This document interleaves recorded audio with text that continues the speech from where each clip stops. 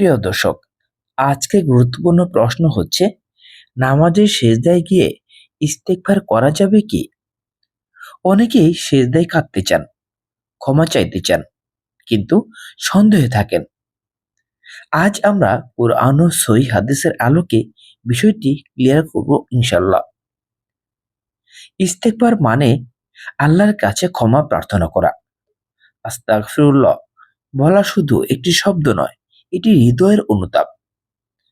আল্লাহ তাআলা কুরআনুল কারিমে বলেছেন, তোমরা তোমাদের রবের কাছে ক্ষমা প্রার্থনা করো, নিশ্চয়ই তিনি অত্যন্ত ক্ষমাশীল। সূরা নূহ। রাসূল সাল্লাল্লাহু আলাইহি সাল্লাম প্রতিদিন 70 থেকে 100 বার ইস্তেগফার করতেন। সেজদা নামাজের সবচেয়ে সম্মানিত অবস্থান। এই অবস্থায় বান্দা আল্লাহর সবচেয়ে নিকটবর্তী হয়। হাদিসে এসেছে, বান্দা তার রবের সবচেয়ে নিকটবর্তী হয় সেজদায়। তাই তোমরা সেজদায় বেশি বেশি দোয়া করো। এটি সহিহ হাদিসে বর্ণিত। অর্থাৎ সেজদা হলো দোয়া ও ক্ষমা চাওয়ার সেরা সময়। এখন প্রশ্ন হচ্ছে,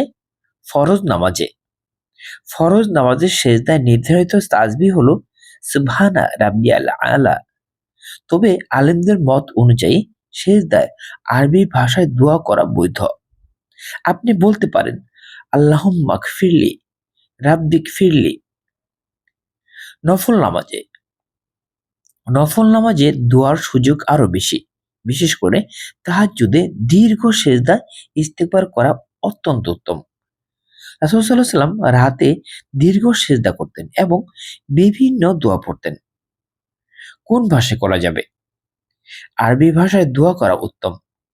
অনেক আলেমদের মতে নফল নামাজে নিজের ভাষায় দোয়া করা যায়, তবে ফরজ নামাজে আরবি বজায় রাখাই নিরাপদ মত।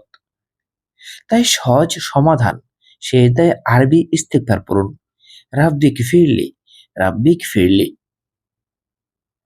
সেজদায় ইস্তেগফারের উপকারিতা। 1. গুনাহ মাফ। সেজদা প্লাস ইস্তেগফার দ্বিগুণ রহমত। 2. হৃদয়ের প্রশান্তি। সেজদায় কাঁদলে অন্তর নরম হয়। 3. দোয়া কবুল। রাতের তাহাজ্জুদের সেজদা হলে সম্ভাবনা আরো বেশি। একটি গল্প বলছি। এক ব্যক্তি ছিল গুনাহে জর্জরিত। এক আলেম তাকে বললেন, নামাজের প্রতিটি সেজদায় অন্তত 3 বার রাব্বিগফিরলি বলো। কয়েক মাস পর সে বলল, আমার জীবন বদলে গেছে, গুনাহ থেকে দূরে থাকতে পারছি। সে বুঝেছিল পরিবর্তনের জায়গা হলো সেজদা। সেজদা দুনিয়াবি অপ্রয়োজনীয় কথা বলবেন না। নির্ধারিত তাসবিহ বাদ দিয়ে শুধু নিজের কথা বলবেন না। প্রথমে তাসবিহ, তারপর দোয়া। সুন্নাহ মেনে চলাই নিরাপদ পথ। প্রিয় ভাই বোনেরা, সেজদা হলো আমাদের শক্তির জায়গা। যেখানে আমরা সবচেয়ে দুর্বল, সেখানে আমরা সবচেয়ে শক্তিশালী। কারণ আমরা আল্লাহর সামনে। আজ থেকে প্রতিটি সেজদায় অন্তত বলি, রাব্বিগফিরলি। হয়তো এই একটি শব্দই আমাদের আখিরাত বদলে দেবে। আল্লাহ আমাদের সঠিকভাবে নামাজ আদায় ও সেজদায় আন্তরিক ইস্তেগফার করার তৌফিক দান করুন। আমিন।